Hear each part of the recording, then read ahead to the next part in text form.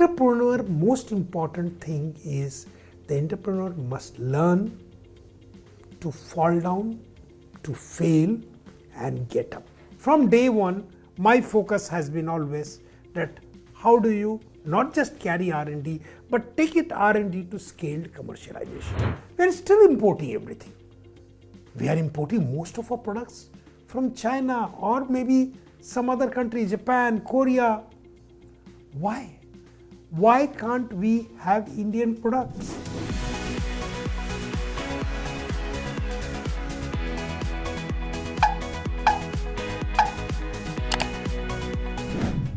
This very research park has given birth to some of India's most notable startups. Ather, an EV maker. Uniphore, a conversational automation tech company.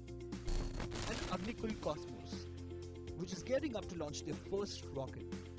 At this point, the IIT Madras Research Park houses over 160 startups across arenas such as manufacturing, mobility, healthcare, space tech, and edtech. The campus is spread across 11.42 acres and has over 1.2 million square feet of workspace with a bunch of meeting and networking lounges. The main goal here is to bridge the gap between the research and the real-world commercialization of projects. The IIT Madras Incubation Cell, which is based in the campus, is India's leading deep tech startup incubator. It's the institution that supports entrepreneurs in developing their businesses, especially during the initial stages, and help them scale up.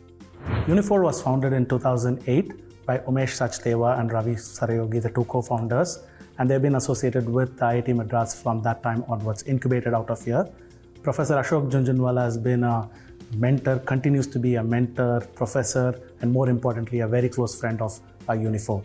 He connects us to the other ecosystem players, other startups that are in this space where we can offer our solutions. We are a B2B organization, a SaaS company, so we continue to do that. At the same time, engineering expertise, the entire deep tech that IIT itself brings in, all of that is useful in what we do from a product perspective as well.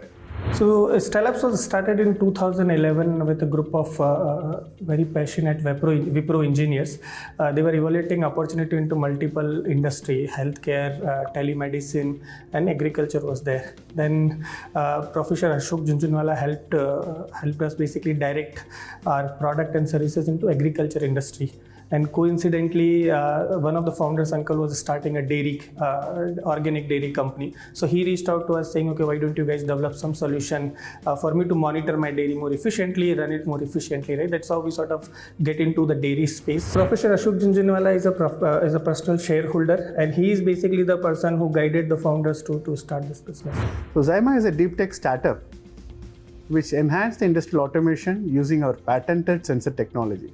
So I am a researcher turned entrepreneur. So the journey of Zyma started way back in 2015 when I joined IIT Madras. So based on the industry traction and their interest, we got incubated in IIT Madras Incubation Cell in 2019. So after our incubation, taking a product from lab to the industry requires a tremendous journey based on industrial requirements on the standards, quality of the product, and more importantly, how to design your company into a more important GTM strategy, business models, the pricing strategy of your company, where IIT Incubation Cell has helped us in identifying right mentors and guided us towards this journey. Professor Ashok himself gave me a problem statement in 2012, which he said that Research Park, the phase 1 of Research Park, was actually just commissioned that time, and it was fairly the air conditioning system of the Research Park was not running in a very efficient way, and the automation system that was installed was quite complicated, which was not resulting the values. So the professor said, Ankit, if you can work on around this and see how things can be improved, and if it works out as a good business model, a very successful a unicorn actually can be created out of it. So that's what inspired me. Clearly, one name that all startup founders credit first when they talk about their journey is Professor Ashok Jhunjhunwala. Now, who is Professor Ashok Jhunjhunwala? He is the president of this research facility, and he conceived and built this facility in 2010. Now, he's had a monumental effect in the development and in the journey of many of the startups, and has played a role in the incubation of around more than 200 deep tech companies which have been incubated over here.